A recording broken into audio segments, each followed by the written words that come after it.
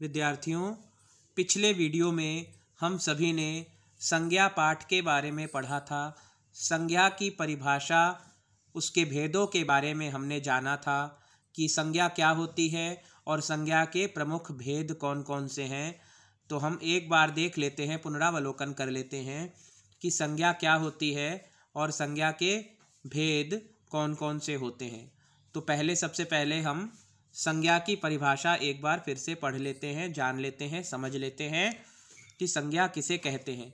किसी व्यक्ति, वस्तु, स्थान अथवा भाव के नाम को संज्ञा कहते हैं। और संज्ञा के 3 भेद हमने पढ़े थे। संज्ञा के प्रमुख 3 भेद, पहला भेद है व्यक्तिवाचक संज्ञा, दूसरा जातिवाचक संज्ञा और तीसरा भाववाचक संज्ञा। लेकिन कुछ विद्वानों ने संज्ञा के 2 अन्य भेदों की भी चर्चा व्याकरण में की है। आज हम उन 2 भेदों के बारे में विस्तार पूर्वक चर्चा करेंगे। तो उन 2 भेदों में से पहला भेद है द्रव्यवाचक संज्ञा। इसकी परिभाषा हम समझ लेते हैं। द्रव्यवाचक संज्ञा किसे कहते हैं? द्रव्य का अर्थ पदार्थ से होता है अथवा वस्तु से होता है। तो यहाँ पर हम द्रव्य, जिस चीज़ को हम माप तौल कर सकते हैं, जिस चीज़ को हम नाप सकते हैं, तोल सकते हैं, उनको हम द्रव्य की कैटेगरी में रखते हैं, उनको उस श्रेणी में रखते हैं। तो देखते हैं द्रव्यवाचक संज्ञा क्या होती है। वे संज्ञा शब्द जो ऐसे पदार्थों तथा द्रव्यों का बोध कराते हैं जिनसे नई वस्तुएं बनती हैं एवं उनका माप तोल किया जा सकता है, उन्हें द्रव्यवाचक संज्ञा कहते हैं। जिन वस्तुओं का माप तोल किया जा सके वो द्रव्य कहलाते हैं और ऐसी वस्तुओं को हम द्रव्यवाचक संज्ञा के अंतर्गत रखते हैं। इसका हम उदाहरण देख लेते हैं। इसके उदाहरण क्या कहते हैं, आइए जानते हैं। जैसे सोना, चांदी, मिट्टी, लोहा, तांबा, लकड़ी, दूध, पीतल आदि, ये सभी द्रव्यवाचक संज्ञा हैं। क्यों हैं? क्योंकि ये सब एक पदार्थ हैं। दूध भी एक पदार्थ है जिसको तौला जा सकता है, लकड़ी भी पदार्थ है, तांबा, सोना, चांदी, इन सब का भी माप तौल किया जा सकता है। इसलिए इनको द्रव्यवाचक संज्ञा के अंतर्गत रखते हैं क्योंकि ये द्रव्य पदार्थ हैं। अब द्रव्य पदार्थ भी 3 प्रकार के होते हैं: तरल पदार्थ, ठोस पदार्थ और वायु से संबंधित पदार्थ। तरल पदार्थ जैसे दूध हो गया, पानी हो गया, मिट्टी का तेल हो गया, डीजल, पेट्रोल, ये सब तरल पदार्थ में आते हैं। सोना, चांदी, मिट्टी, लोहा, तांबा, लकड़ी, ये सब ठोस पदार्थ में। और जो गैस हैं, वायु हैं, वायु तत्व हैं, उनको भी हम द्रव्यवाचक संज्ञा में रखते हैं। जैसे आपका ऑक्सीजन हो गया, कार्बन डाइऑक्साइड हो गया, एलपीजी गैस हो गया, सीएनजी गैस हो गया, ये सब द्रव्यवाचक संज्ञा में ही आएंगे।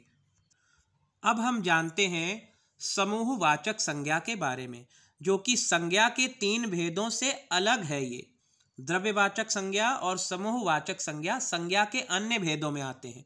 अगर संज्ञा का मुख्य भेद पूछा जाए तो वो 3 ही भेद हैं: व्यक्तिवाचक, जातिवाचक और भाववाचक। परंतु अन्य भेदों में द्रव्यवाचक संज्ञा और समूहवाचक संज्ञा को भी शामिल किया गया है, सम्मिलित किया गया है। तो अब हम जानते हैं समूहवाचक संज्ञा। समूह का अर्थ होता है ग्रुप, एक झुंड, एक समूह, एक समुदाय। तो ऐसे शब्द, इसकी परिभाषा देख लेते हैं। ऐसे शब्द जो किसी समूह या समुदाय का बोध करवाते हैं उन्हें समूहवाचक संज्ञा कहते हैं। उदाहरण के आधार पे हम इसका अवलोकन करते हैं। जैसे कक्षा, तो कक्षा किसका समूह है? विद्यार्थियों का समूह है, इसलिए कक्षा को समूहवाचक संज्ञा में रखेंगे। परिवार किसका समूह है? परिवार के सदस्यों का समूह है, इसलिए परिवार को समूहवाचक संज्ञा में रखेंगे। सेना किसका समूह है? सेना जो है सेना नायकों का समूह है, इसलिए उसको सेना को समूहवाचक संज्ञा में रखेंगे। और जन मतलब लोग जहाँ इकट्ठे हो गए उनको बोल रहे हैं जन, तो ये भी एक समूह है। अस्पताल में किसका समूह है?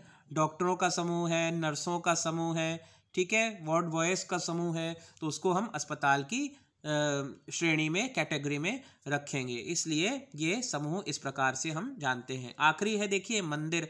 मंदिर किसका समूह है? देवी देवताओं का समूह है। ठीक है, तो इसलिए वहाँ पर भी हम इसको समूहवाचक संज्ञा में ही रखेंगे। अब हम जानते हैं कि समूहवाचक संज्ञा में कौन कौन सी चीज़ें आ सकती हैं। जैसे पर्वतों की श्रृंखला, यहाँ पर पर्वतों का नाम नहीं लिखा। अगर पर्वतों का नाम लिखा होता तो वो व्यक्तिवाचक संज्ञा में आता, लेकिन यहाँ पर पर्वतों की श्रृंखला के बारे में, उसको अगर हम देखेंगे तो उसको हम समूहवाचक संज्ञा में रखेंगे। जैसे हम कहते हैं विंध्याचल पर्वतमाला, तो विंध्याचल पर्वतमाला अगर लिखा होगा तो उसको समूहवाचक संज्ञा में रखेंगे।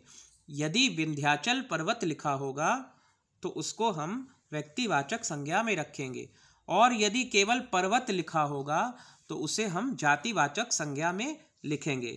तो यहाँ पर आपको इस बात को स्पष्ट किया जाता है, आपको ये स्पष्टीकरण हो गया होगा आपके माइंड में कि कैसे, किस प्रकार से समूहवाचक संज्ञा को हमें अन्य संज्ञा के भेदों से अलग करके लिखना है।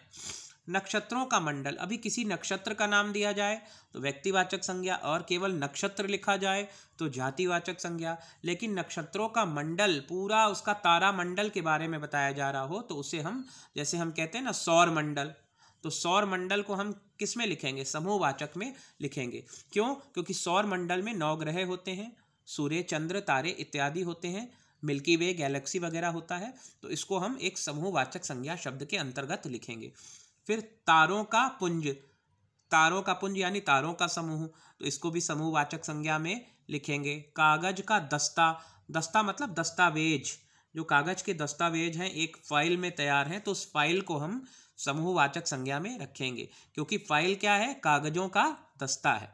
सैनिकों का जत्था, जत्था भी एक समूहवाचक शब्द है, तो सैनिकों का जत्था या काफिला, इन सभी चीज़ों को हम समूहवाचक संज्ञा में रखते हैं। लेकिन एक वस्तु बहुत ध्यान देने योग्य है कि किसके लिए कौन से समूहवाचक शब्द का इस्तेमाल करना है, उसे बड़े ध्यान देने की आवश्यकता है। अब देखिए, सैनिकों का जत्था होता है और चोरों का गिरोह होता है। सैनिकों का गिरोह नहीं होता, चोरों का जत्था नहीं होता। गायकों की मंडली होती है और भेड़ों का झुंड होता है। तो कहाँ कौन से शब्द का हमें प्रयोग करना है, इसका बहुत ध्यान देने की आवश्यकता है। ऐसा नहीं हम लिख सकते कि कर्मचारियों या मजदूरियों का गिरोह, या सैनिकों का गिरोह, या गायकों का जत्था, ये नहीं लिख सकते। गायकों की मंडली, कर्मचारियों या मजदूरों का संघ, भेड़ों का झुंड, सबके लिए अलग अलग समूहवाचक शब्द इस्तेमाल किए जाते हैं। तो बच्चों, आज के लिए इतना ही। अगले वीडियो में हम एक नए पाठ के विषय में चर्चा विवेचनापूर्वक अवश्य करेंगे। तब तक के लिए धन्यवाद।